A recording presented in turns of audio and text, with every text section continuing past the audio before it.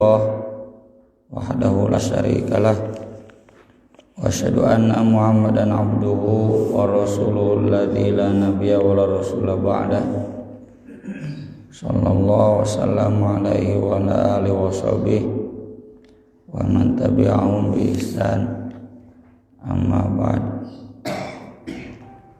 Surat Al-Baqarah ayat 130 sampai 134. Karena suara saya sedang parau, silakan bapak-bapak langsung baca bareng ta'awudz 130 134 C2 tilu mangat.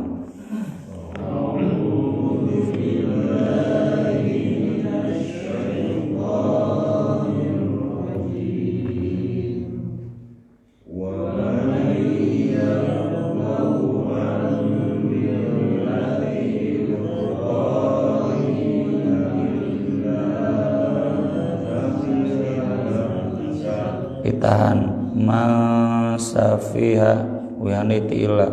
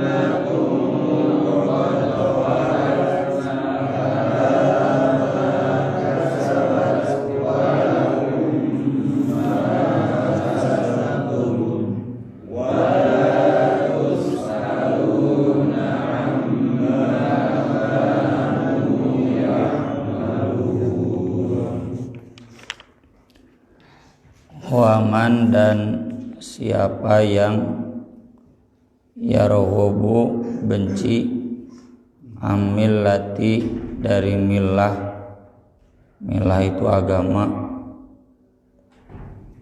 tapi sudah spesifik ke syariat salah satu nabi. Kalau istilah din itu disandarkannya ke Allah. Afa ghairu dinillah innad dina indallahil Islam. Kalau milah disandarkannya ke nabi karena ada hal-hal spesifik yang terkait dengan nabi. Contoh di sini milah Ibrahim. Salah satu hal yang membedakan milah Ibrahim dari milah-milah sebelumnya, kalau nabi-nabi sebelumnya selalu berujung dengan doa mohon dibinasakan kaumnya. Nabi Nuh, Nabi Hud, Nabi Sholih, Nabi Lut, ya. Ujung-ujungnya kaumnya dibinasakan. Kalau Nabi Ibrahim tidak. Dan terus sejak Nabi Ibrahim ke bawah, Nabi Musa milah Ibrahim, Nabi Isa milah Ibrahim, Nabi Muhammad milah Ibrahim. Tidak ada dibinasakan kaumnya. Nabi Musa juga bahkan ketika gunung mau ditindihkan ke Bani Israel, Nabi Musa yang menolak. Rabbi law syi'ta ahlaktahum min qablu wa iyyaya atuhlikuna bima fa'ala sufaha'u minna. Itu diantara penjelasan mengapa dari umat para nabi yang tersisa cuma 3, Yahudi, Kristen, dan Islam. Sisanya enggak tersisa karena dibinasakan. Dan sebagaimana disinggung, baik Yahudi, Kristen atau Islam sama-sama menisbahkan agamanya ke Nabi Ibrahim alaihissalam. Yahudi mengajarkan bahwa agamanya adalah kelanjutan Ibrahim, Kristen sama, dan Islam di sini juga menegaskan demikian. Maka Allah menyatakan di sini, siapa yang benci dari milah Ibrahim, illa tiada lain, mang safiha nafsah, orang yang membodohi dirinya. Safiha itu lebih dari jahula. Kalau jahula tidak tahu, safiha itu tolol, beleguk, bodoh atau toloyo. Kalau bahasa bobotohnya goblok gitu ya, safiha itu. Wasit goblok. Nah ini yang benci ke milah Ibrahim itu orang yang safih, bodoh. Man kalau ke illa maknanya bisa tidak. Tidak ada yang benci dari milah Ibrahim kecuali orang yang membodohi dirinya sendiri. Terjemah bodoh terlalu sopan ya. Tadi yang pasnya goblok gitu ya. Walaqad istofainahu, dan sungguh kami telah memilihnya fid dunya, di dunia. Wa innahu, dan sungguh dia Nabi Ibrahim fil akhirati, di akhirat, laminas sholihin, betul-betul termasuk orang-orang solih. Ini ayat pertama yang menyinggung milah Ibrahim, dan nanti ada banyak diulang lagi di ayat-ayat berikutnya. Nanti di surat Ali Imran juga, di surat An-Nahl juga. Ini merupakan muqaddimah bahwa milah Ibrahim itu harus disukai, harus dicintai, tidak boleh dibenci, tidak boleh dimusuhi. Orang yang membenci milah Ibrahim itu orang bodoh, orang tolol. Apa milah Ibrahim? Milah Ibrahim yang paling utama adalah tauhid. Yang kedua adalah fitrah, yang sudah dibahas di penafsiran ayat yang dulu. Wa idh ibtala Ibrahim rabbuhu bikalimat. Ujiannya itu ujian fitrah. Fitrah di kepala 5 dan fitrah di tubuh 5. Di antaranya ngurut kumis. Itu milah Ibrahim ya. Membiarkan janggut itu milah Ibrahim, dan kita sudah pernah bahas 11 bid'ah ya. Orang yang tidak memanjangkan janggut dan tidak mengurut kumis, mencukur kumis, di pembahasan Riyadhus Sholihin sudah terlewat dulu. Itu yang mengatakan bid'ah. bukan ulama madhab salafi, tapi Imam An-Nawawi itu madhab NU ya. Jadi kalau ada yang sengaja kumis diantep, nah itu benci milah Ibrahim gitu. Nek teu kuku nyebutan bulu kelek teh diantepnya dikukut, nah itu benci milah Ibrahim bodoh itu. Termasuk ujian-ujian lainnya, mengorbankan keluarga ketika bentrok dengan kepentingan agama. Kemarin juga kita bahas, membangun masjid bukan membangun masjidnya, jeung meresihanana. Jadi kalau ada orang yang malas bebersih di masjid itu orang bodoh itu. Gengsi atau cenah piraku saya bebersih di masjid, saya sapu di masjid, itu bodoh tolol. Kok mau santri anu kitu, santri tolol. Ini jadi mukadimah untuk menegaskan bahwa milah Ibrahim itu milah yang harus diikuti ya. Idz qala lahu rabbuhu, ketika berfirman kepadanya Robnya, aslim, Islamlah kamu, tunduklah hanya kepada Allah. Qala, Ibrahim menjawab, aslamtu, aku Islam, li rabbil alamin, kepada Rabb seluruh alam. Ini yang ditegaskan di surat Al-Hajj ayat terakhir, huwa sammakumul muslimin min qablu wa fi hadza. Min qablu itu millata abikum Ibrahim, huwa sammakumul muslimin min qablu wa fi hadza. Milah Ibrahim, bapak kalian, dia telah menamakan kalian muslim dari dulu, sejak zaman Nabi Ibrahim sampai sekarang. Jadi nama agama yang dibawa oleh Nabi Ibrahim itu sama dengan kita, Islam. Nama yang langsung diberikan oleh Allah, nama yang tidak terikat dengan ruang dan waktu. Beda dengan agama-agama lain. Kalau agama lain namanya dikaitkan dengan tokoh, Konghucu, Buddha, atau dengan tempat Hindu ya, dengan tempat Hind India, Zarathustra dan lain-lain lah. Kalau Yahudi juga sama dengan suku bangsa, Nasoro dengan tempat Nazaret. Kalau Islam itu nama langsung asli dari Allah. Ini juga menunjukkan bahwa milah Ibrahim itu bukan nama agama. Nama agama nama angger Islam.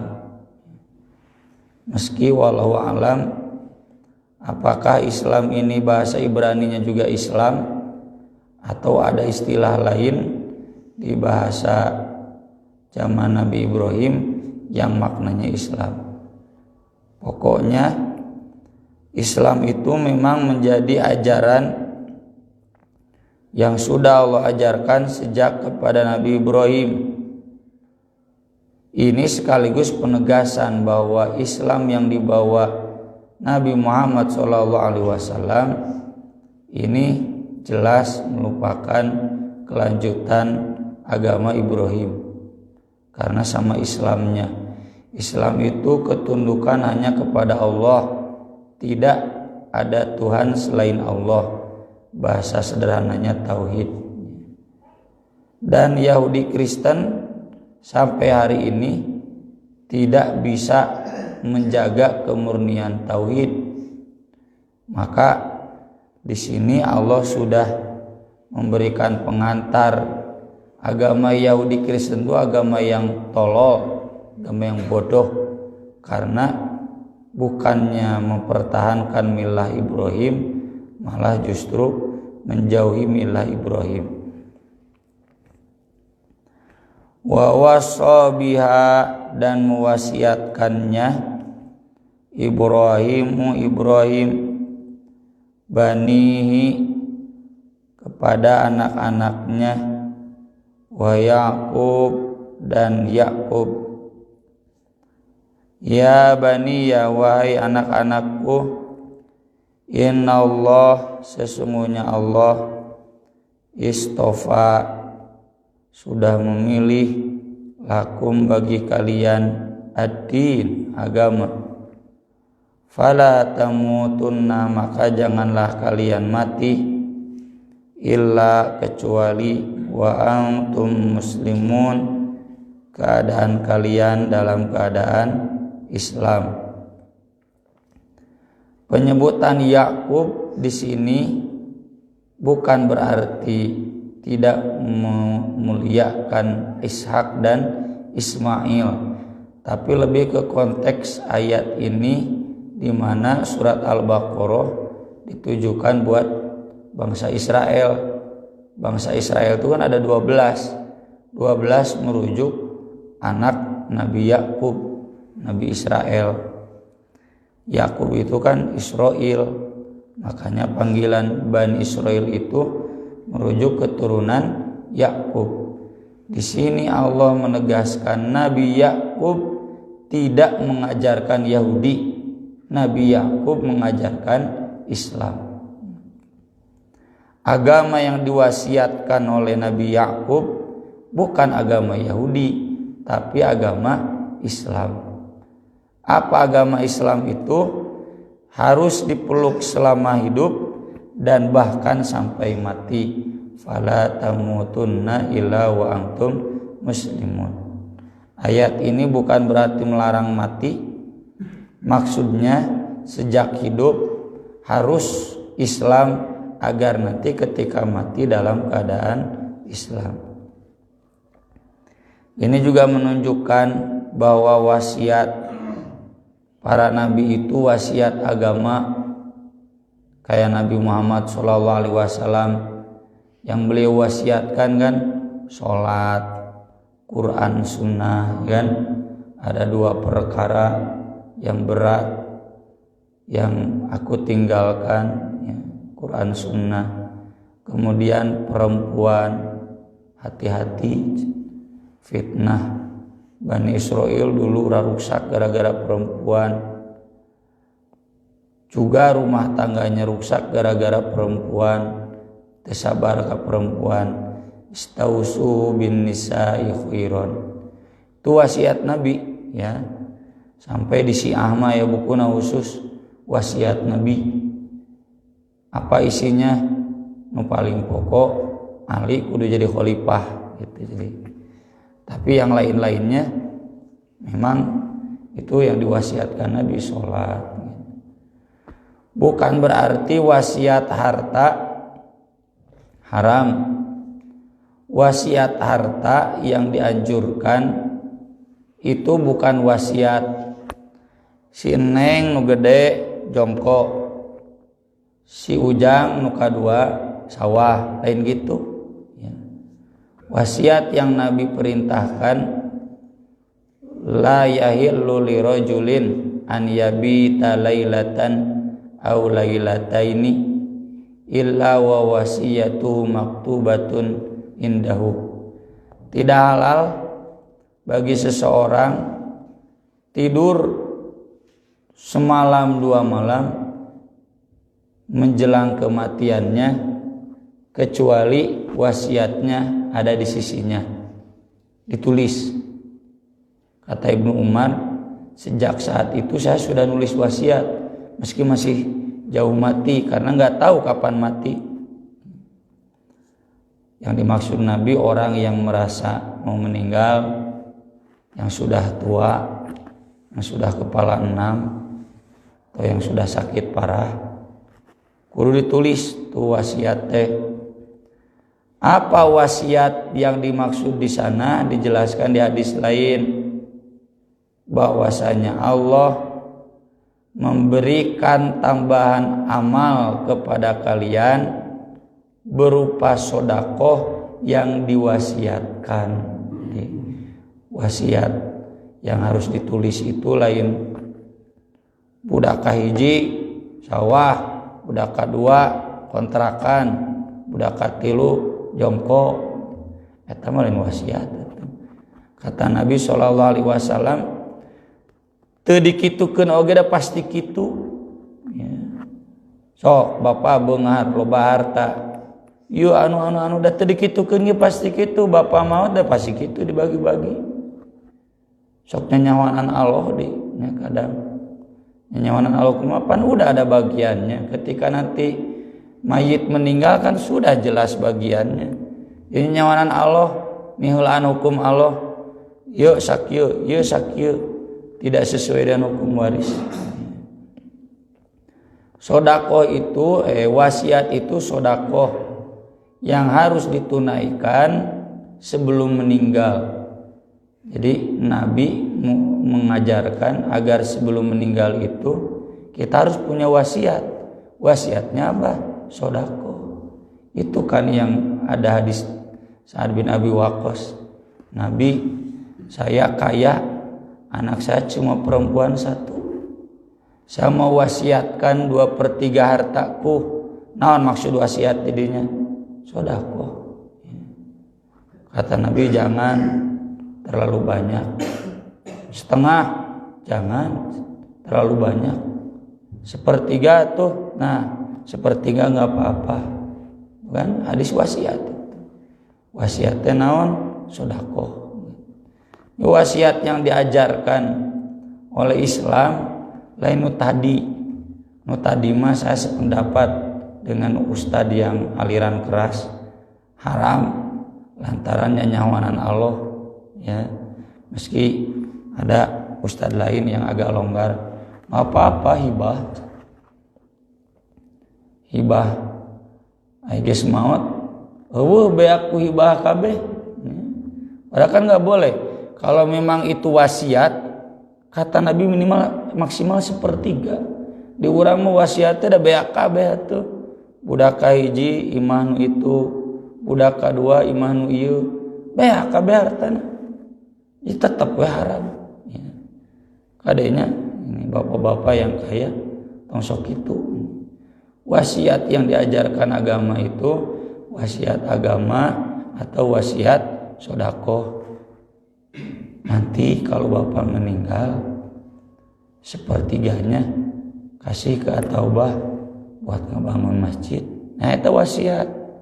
Ya mah anak keempat eta we cenah mobil, anak kelima anu kitu mah lain wasiat, ngarusak hukum Allah. Am kuntum syuhada, tidakkah kalian hadir? Jadi nantang ya Allah, nantang ke Bani Israel. Kamu hadir tidak ketika dulu Yakub wasiat? Maka jeung ngajarkeun Yakub itu mau mewariskan agama Yahudi. Kamu tahu enggak? Hadir henteu? Pasti jawabannya enggak hadir. Kalau mereka membalikan ke Nabi Muhammad, emang kamu hadir? Hadir. Ini ayatnya. Langsung dari Allah. Am kuntum syuhada, apakah ataukah kalian hadir? Idza hadara, ketika hadir Yakub ke Nabi Yakub al-mautu, kematian. Ihtidar menjelang ya. Nanti ada ihtidar, ada sakarat, ada ghamarat. Walau tara idil zalimuna fi ghamaratil maut wal malaikatu basitu aydihim akhriju anfusakum. Surat Al-An'am. Ihtidar menjelang rarasaan dek maut. Seperti Sa'ad bin Abi Waqqas yang tadi merasa mau meninggal, wasiat 1/3, enggak jadi meninggal haji wadanya, jadinya ke zaman Ali. Jadi ihtidar mungkin meleset. Sakarat mah kondisi linglung menjelang mati. Semakin soleh semakin berat sakaratnya. Jadi tong menjadikan dalil Pak. Wah cerem ini susah dek mautna, loba dosa henteu. Orang yang paling berat sakaratul maut itu Nabi Muhammad SAW. Dan kata Nabi, aku yu'aku kama yu'aku rajulani minkum, aku merasakan sakit sakarat 2 kali lipat daripada kalian. Kata Ibnu Hajar, karena Nabi itu cobaannya sakitnya 2 kali lipat dibanding manusia biasa, pahalanya juga lebih gede. Lamun urang ninggalin sakarat susah, berarti jelema nu dorakan teu sebalikna anu babari maut teh sakarat aja jelek soleh teu. Justru kalau merujuk hadis Nabi bagaimana sakaratul Nabi maut linglung, itu berarti orang soleh lebih susah. Meski bukan berarti orang soleh yang mudah matinya juga batal soleh nanti secara umum gitu. Kemudian yang ketiga gomarot mah ketika akhriju anfusakum, dicabut nyawa. Idza qala li bani, ketika Yakub berkata kepada anak-anaknya, ma ta'buduna min ba'di, apa yang akan kalian sembah sesudah aku. Qalu, mereka semua menjawab, na'budu, kami beribadah, ilahaka, kepada Tuhanmu, wa ilaha abaik, dan Tuhan bapa-bapakmu, Ibrahim wa Ismail wa Ishaq, ilaha wahida, Tuhan yang satu, wa nahnu lahu muslimun, dan kami hanya kepadanya berserah diri. Ini menunjukkan bahwa Nabi Yakub mewasiatkan Islam, Nabi Yakub mewasiatkan tauhid, dan ini mengajarkan bahwa agama para nabi, agama Nabi Ibrahim, Ismail, Ishak, Yakub adalah agama Islam. Bohong kalau Kristen mengatakan bahwa agama yang diwasiatkan Nabi Yakub agama Kristen, ataupun demikian Yahudi. Tanya memang kamu hadir ketika Yakub meninggal? Pasti jawaban henteu.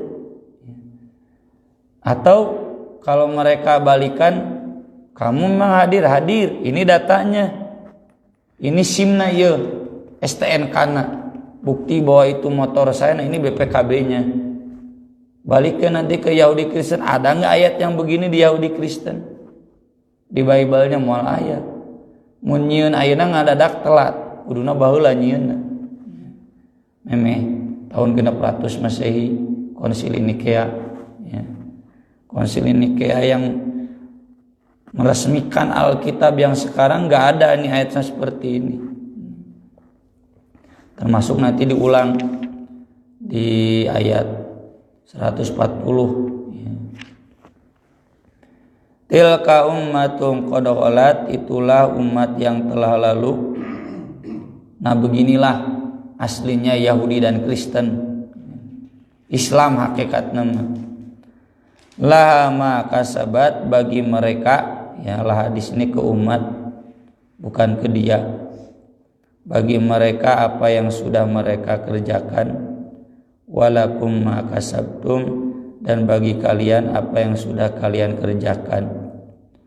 Artinya Allah mengajarkan jangan karena agama kita sama dengan Nabi Yakub jongjon we teu kudu beramal, tetep we kudu beramal. Jadi beda jauh jeung baptis. Di Kristen kan asal dibaptis keun bae amal oge pasti ka surga. Kristen mah murjiah, nya di teologi Islam di aliran kalam murjiah. Pokoknya masalah syahadat pasti ka surga moal ka neraka. Nggak bisa. Meskipun agama kita sama dengan agama Nabi Yakub, Nabi Ibrahim, tetap kudu aya kasab. Wala tus'aluna amma kanu ya'malun, dan kalian tidak akan ditanya apa yang mereka amalkan. Maksudnya orang fokus ngebahas amal orang we, atau ngebahas amal Nabi Yakub sampai nanyakeun, Ustaz maaf ai salat Nabi Yakub kumaha, ai kurban Nabi Ismail kumaha. Moal mau ditanya nu kitu, urang nu puguh mah gitu. Jadi jangan sampai kita terjebak pada pertanyaan-pertanyaan yang tidak penting. Aqulu qouli hadza wa astaghfirullah li wa lakum. Subhanakallahumma bihamdika asyhadu an la ilaha illa anta astaghfiruka wa atubu ilaik. Wassalatu wassalamu ala rasulina al-karim. Wassalamualaikum warahmatullahi wabarakatuh.